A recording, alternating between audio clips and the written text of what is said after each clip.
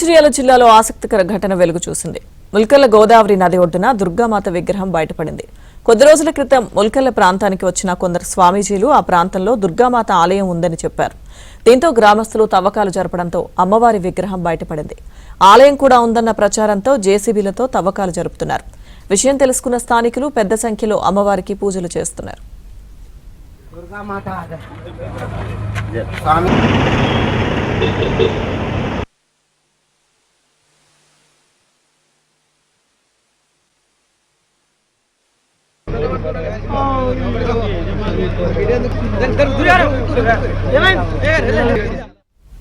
పూర్తి సమాచారం మా ప్రతినిధి మాంతయ్య అందిస్తారు.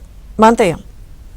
లక్ష్మీ దుర్గా గోదావరి పరిణామక్రమ యాత్రలో భాగంగా ఒక సాధువుల బృందం, నార్త్ ఇండియాకు చెందిన సాధువుల బృందం ఇటీవల ఈ ముల్కల్ల వద్ద గోదావరి తీరంలో పుణ్యస్నానాలకు వచ్చారు. అక్కడి నుంచి తిరిగి వెళ్లే క్రమంలో ఈ గోదావరి ఒడ్డున ఉన్న ఖాళీ స్థలంలో అమ్మవారు వెలిచారు. అమ్మవారి పురాతన విగ్రహాలు ఉన్నాయి. అమ్మవారు స్వయంభుగా వెలిచారని చెప్పి వారికి స్థానికులు చెప్పి వెళ్ళడం జరిగింది. దీన్ని నమ్మిన స్థానికులు ఈ రోజు ఉదయం నుంచి కూడా తవ్వకాలు చేపట్టారు. తవ్వకాల్లో ఒక దుర్గామాత సింహంపై ఉన్న దుర్గామాత విగ్రహం బయటపడింది. దీంతో పెద్ద సంఖ్యలో కూడా చుట్టుపక్కల ఉన్న భక్తులందరూ అక్కడికి చేరుకొని అమ్మవారికి పూజలు నిర్వహిస్తా ఉన్నారు. ఇక్కడ ఆలయం నిర్వహించేందుకు కూడా ఏర్పాటు చేస్తా ఉన్నారు. ఇక్కడ ఎప్పటి నుంచో ఆలయం ఉందని చెప్పి ఆ సాధువులు చెప్పడం, పురాతన కాలం నుంచి దాన్ని నమ్మిన భక్తులందరూ కూడా ఆలయ నిర్మాణానికి కూడా ఏర్పాటు చేస్తా ఉన్నారు. ఈ రోజు మొత్తం ఆ విగ్రహానికి అభిషేకాలు నిర్వహిస్తా ఉన్నారు. పూజలు నిర్వహించి కొబ్బరికాయలు కొడుతూ ముక్కులు నిర్వహిస్తున్న పరిస్థితి కనిపిస్తా ఉంది. మొత్తానికి కూడా సాధువులు చెప్పడం, ఆ చెప్పిన చోటే విగ్రహం బయటపడడంపై స్థానికంగా ఆసక్తికరంగా చర్చించుకుంటున్నారు. ఇప్పటికైతే అక్కడ భక్తులు పెద్ద సంఖ్యలో తండోపతాలుగా చేరుకుని పూజలు నిర్వహిస్తున్నారు. Lakshmi Durga. Okay, thank you Manthaiah. Ganga Harathi ఇస్తా అని చెప్పేసి పీఠాధిపతులు వచ్చారు. వచ్చి గంగాహారతి కోసం అని చెప్పి అన్ని ఇక్కడ సిద్ధం చేయడం జరిగింది. హారతి ఇచ్చారు. అక్కడ హారతి ఇచ్చిన తర్వాత రిటర్న్ ఇట్లా రాంగ పీఠాధిపతులు అమ్మవారి దర్శనం చేసుకుంటా అని చెప్పి రిటర్న్ ఇక్కడ ఆగారు.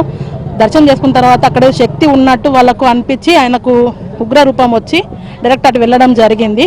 వెళ్ళి ఇక్కడ అమ్మవారు ఉన్నారో లేకపోతే ఇంకేదైనా శక్తి ఉందో ఇందులో తెలియదు, ఇక్కడ మాత్రం ఉంది అని మాత్రం చెప్పేసి వెళ్ళారు. దాని తర్వాత ఊళ్ళో వాళ్ళందరూ స్పందించి దీన్ని తవ్వడం వల్ల ఏమి వెళ్తుంది అని తెలుసుకొని సరే ఓ అడుగు ముందుకు వేద్దామని చెప్పి అనుకున్నాం. కానీ ఇది ప్రభుత్వ ల్యాండ్ కాదు, పబ్లిక్ ల్యాండ్ అని చెప్పేసి తనని ఆ సార్ని కన్సల్ట్ చేయడం జరిగి మరి ఇట్లా జరుగుతుందంటే సరే మీరైతే తవ్వండి, తవ్విన తర్వాత ఏందనేది తెలుసుకుందామని చెప్పారు వాళ్ళు. ఇక అదృష్టవస్తు అమ్మవారు ముల్కల్ల గ్రామంలో వెలవడం మా అదృష్టంగా భావిస్తున్నాను. ఈ గ్రామం నందు 9వ తారీఖు రోజు 600 మంది మఠాధిపతులు, పీఠాధిపతులు, యోగులు మరి గోదావరి పరిక్రమణార్థం వాళ్ళు 10వ తేదీ రోజు మాకు గంగాహారతి ఇవ్వడానికి మా ముల్కల్ల గ్రామానికి రావడం జరిగింది.